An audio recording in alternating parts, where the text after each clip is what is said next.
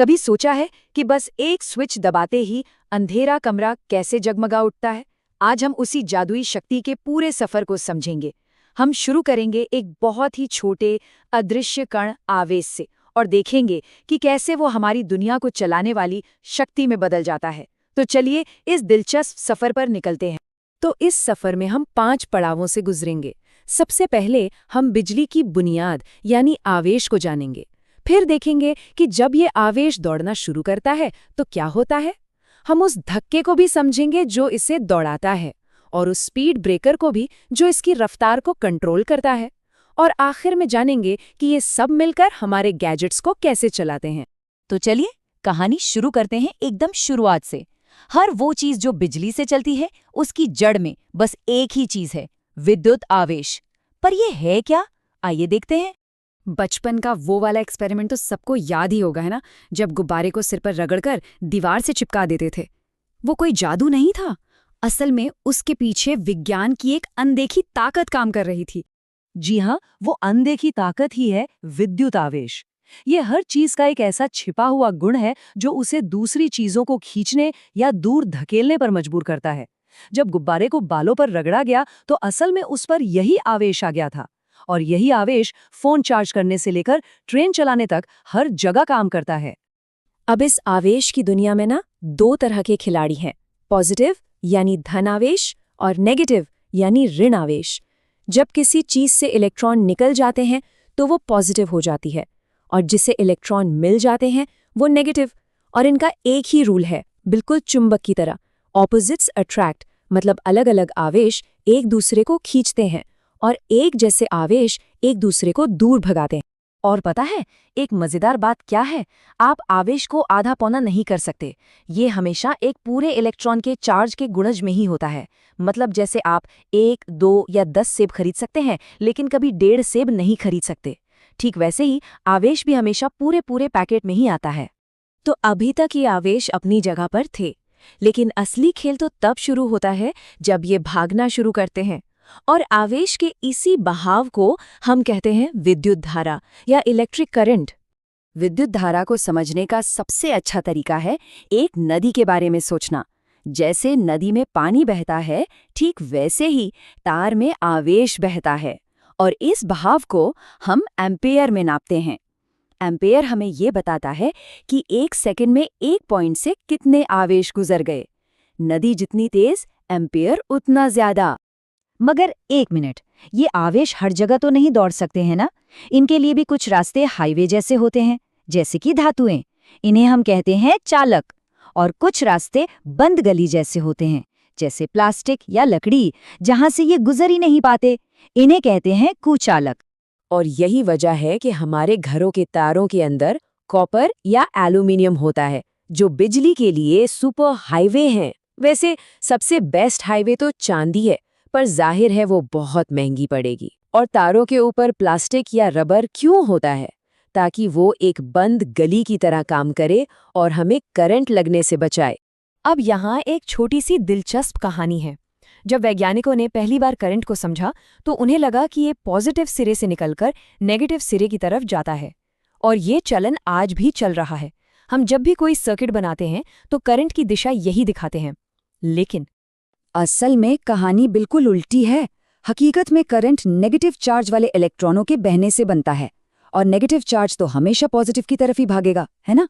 तो असल में इलेक्ट्रॉन बैटरी के नेगेटिव टर्मिनल से निकलकर पॉजिटिव टर्मिनल की तरफ दौड़ते हैं। मतलब कागज पर जो हम बनाते हैं उससे ठीक उल्टा। तो सवाल ये उठता है कि आखिर ये इलेक्ट्रॉन दौड़ते ही क्यों हैं?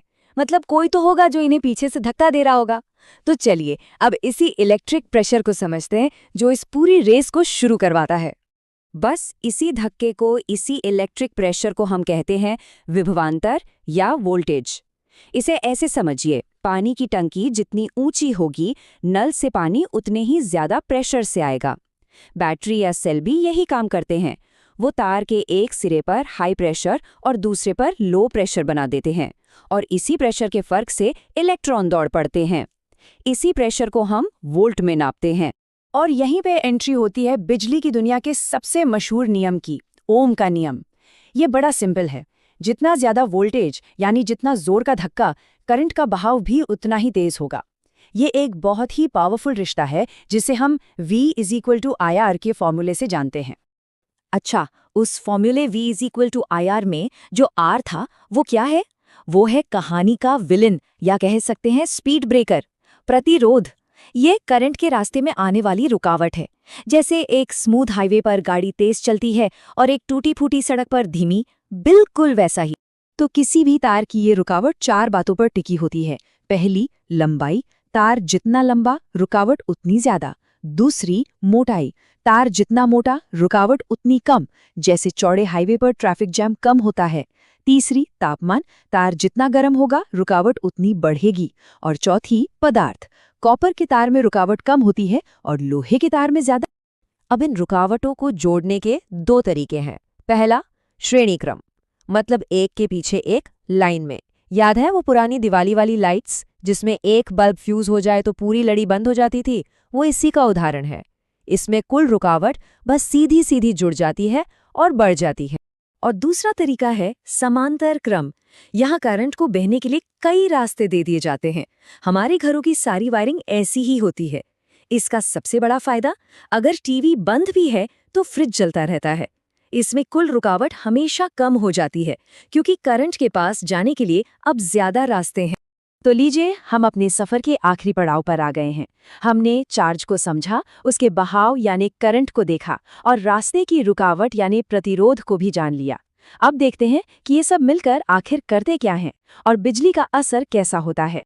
आप सोचिए, जब करोड़ों इलेक्ट्रॉन एक तंग रास्ते से जबरदस्ती गुजरेंगे तो क्या होगा? जाहिर है, धक्का मुक्की होगी, घर्षण होगा और गर्मी पैदा होगी। इसी को कहते हैं जूल का ऊष्मीय प्रभाव। हमारे इलेक्ट्रिक हीटर, प्रेस या पानी गर्म करने की रॉड सब इसी धक्का मुक्की का फायदा उठाते हैं और बिजली को गर्मी में बदल देते हैं। तो ये पावर क्या चीज़ है जिसके बारे में हम हमेशा सुनते हैं?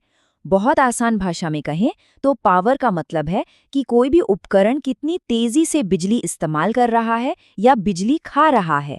इसे हम वॉट में नापते हैं। सीधी सी बात है, 100 वॉट का बल्ब 10 वॉट के बल्ब से 10 गुना ज्यादा तेजी से बिजली खर्च करे। और अब आते हैं उस चीज पर जिससे हम सबका वास्ता पड़ता है, बिजली का बिल। हमारे बिल पर जो यूनिट लिखा होता है ना, वो असल में किलोवाट घंटा होता है। इसका मतलब भी बड़ा सीधा है।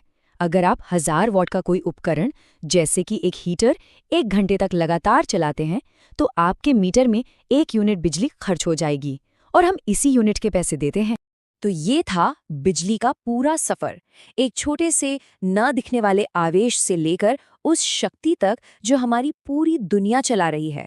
अगली बार जब कोई स्विच ऑन हो तो सिर्फ जलते हुए बल्ब को मत देखिएगा, उस एक पल के पीछे चल रही उन अरबों खरबों इलेक्ट्रॉनों की अदृश्य दौड़ को याद कीजिएगा, जो हमारे लिए ये जादू मुमकिन बना रही है।